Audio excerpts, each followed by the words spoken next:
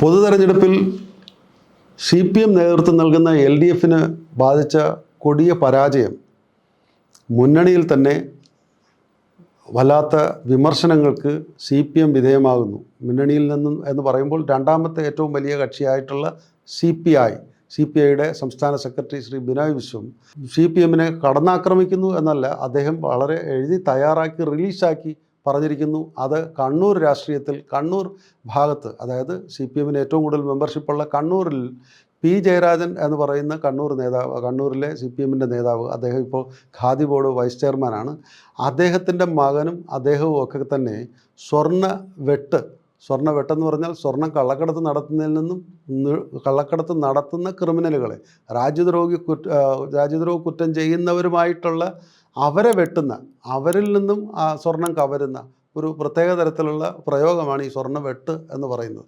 വേട്ടയുമല്ല, സ്വർണ്ണവെട്ട് എന്നാണ് അവർ വിശേഷിപ്പിച്ചിരിക്കുന്നത്. അതുകൂടാതെ അവിടെയുള്ള മാഫിയ ക്രിമിനൽ സംഘങ്ങളുമായിട്ട് P. ജയരാജൻ്റെ മകനും ബന്ധമുണ്ട് എന്ന് കൂടെയാണ് അവിടെ മനു തോമസ് എന്ന് പറഞ്ഞിട്ട് CPMൻ്റെ ജില്ലാ ഘടകത്തിൽപ്പെട്ട, ഇപ്പോൾ അവിടുന്ന് രാജിവെച്ചിട്ടുണ്ട്, CPM നിന്ന് പുറത്ത് വന്നിട്ടുണ്ട്.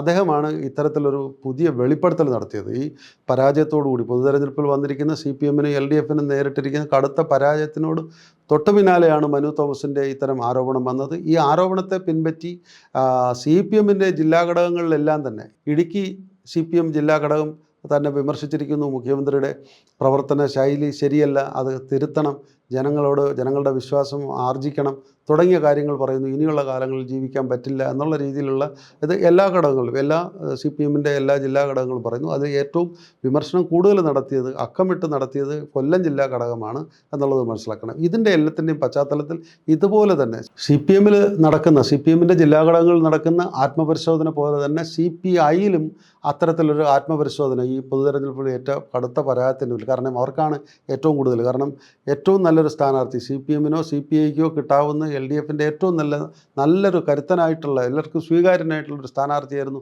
VS സുനിൽകുമാർ തൃശ്ശൂരിൽ. അദ്ദേഹത്തിന് പോലും ഏറ്റ പരാജയം അത് CPIക്കും ഒരിക്കലും ഉൾക്കൊള്ളാൻ പറ്റാത്തതാണ്. അതുകൂടാതെയാണ് CPMൽ നിന്നുള്ള വിമർശനം കൂടെ വന്നപ്പോൾ, മനു തോമസിൻ്റെ വെളിപ്പെടുത്തലും കൂടെ ആയപ്പോൾ ബിനോയ് വിശ്വത്തിന് നോക്കിയിരിക്കാൻ പറ്റിയില്ല. അദ്ദേഹം തയ്യാറാക്കി ഒരു റിലീസ് ഇറക്കിയിരിക്കുന്നു. ഈ സ്വർണ്ണവെട്ടും മാഫിയകളും ഗുണ്ടകളുമായിട്ടുള്ള CPMലെ കണ്ണൂർ ഘടകത്തിൻ്റെ ബന്ധം പാർട്ടിയുടെ മുഖച്ഛായ നശിപ്പിച്ചിരിക്കുന്നു. പാർട്ടിക്ക് പുറത്തിറങ്ങി പ്രവർത്തിക്കാൻ പ്രയാസകരമായ ഒരു രീതിയിലേക്ക് വന്നിരിക്കുന്നു. ഇത് കൂടാതെ ഇദ്ദേഹം ഇത് പറയുമ്പോൾ നമ്മൾ മനസ്സിലാക്കേണ്ട, രണ്ടാം നിരക്കാരായിട്ടുള്ള CPMമാരാണെങ്കിലും CPIക്കാരാണെങ്കിലും അവർക്കെല്ലാം തന്നെ ഇനി എങ്ങനെ ഇടതുപക്ഷ രാഷ്ട്രീയം പറഞ്ഞിട്ട് പൊതുസമൂഹത്തിൻ്റെ മുന്നിൽ ചെല്ലും? കാരണം അവിടെ എല്ലാം തന്നെ വിമർശനം വന്നിരിക്കുന്നത് മുഖ്യമന്ത്രിയുടെ മകളും ഒക്കെ ഇടപെട്ടിട്ടുള്ള അഴിമതി കേസുകളാണ്.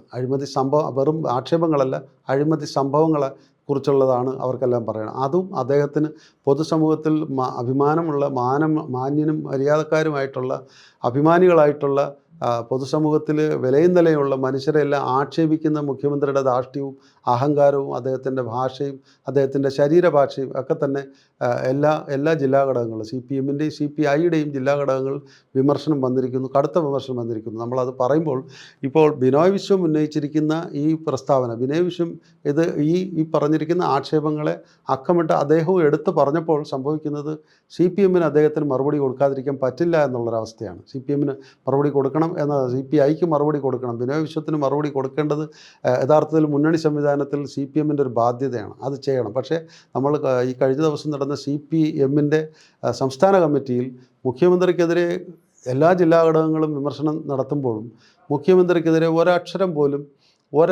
പോലും മുഖ്യമന്ത്രിക്കെതിരെയും മുഖ്യമന്ത്രി നടത്തിയതും മുഖ്യമന്ത്രിയുടെ മകൾ ഉൾപ്പെട്ടതുമായിട്ടുള്ള അഴിമതി സംഭവങ്ങളുടെ ഒരു കാര്യം പോലും സംസ്ഥാന കമ്മിറ്റിയിൽ അങ്ങനെ പേരെടുത്ത് പറയാതെ ഒരു ജനറലായിട്ട് പൊതുവായിട്ടുള്ള ഒരു പാസിംഗ് സ്റ്റേറ്റ്മെൻറ്റ്, ഇങ്ങനെ ഒരു കമൻറ്റ് പറഞ്ഞു പോയി.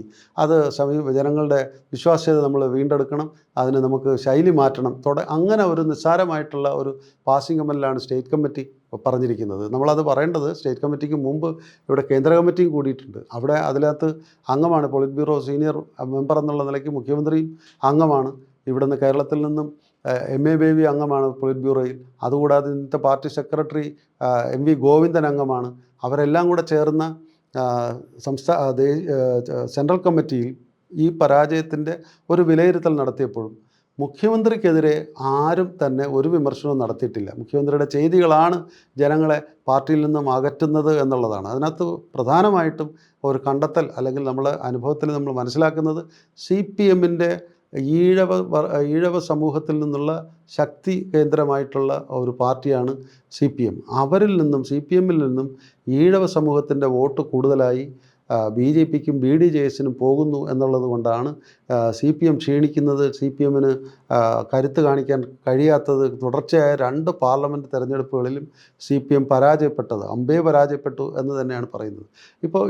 ഇപ്പോൾ നമ്മൾ ഈ പറയുമ്പോൾ പാർട്ടി ഘടകത്തിൽ, CPMൻ്റെ പാർട്ടി ഘടകങ്ങളിൽ വിമർശനം വന്നു എന്നുള്ളത് കൂടാതെ CPIയുടേതും വന്നിരിക്കുന്നു. അതുകൂടാതെ CPIയുടെ സംസ്ഥാന സെക്രട്ടറി ബിനോയ് വിശ്വം ഉന്നയിച്ചിരിക്കുന്ന മനു തോമസിൻ്റെ വെളിപ്പെടുത്തലിനോട് ചേർന്ന് അദ്ദേഹം പറഞ്ഞിരിക്കുന്ന, അതിനെ പിൻപറ്റുന്ന, അതിനെ യഥാർത്ഥത്തിൽ അക്നോളജ് ചെയ്യുന്ന, അംഗീകരിക്കുന്ന, അവിടെ കണ്ണൂർ രാഷ്ട്രീയത്തിൽ അത്തരത്തിലൊരു അപജയം സംഭവിച്ചിരിക്കുന്നു, അത് പാർട്ടിക്കും കമ്മ്യൂണിസ്റ്റ് പ്രസ്ഥാനത്തിനും ഒരിക്കലും നിരക്കുന്നതല്ല എന്നുള്ള അദ്ദേഹത്തിൻ്റെ വിമർശനം യഥാർത്ഥത്തിൽ CPM മറുപടി പറഞ്ഞേ പറ്റുള്ളൂ.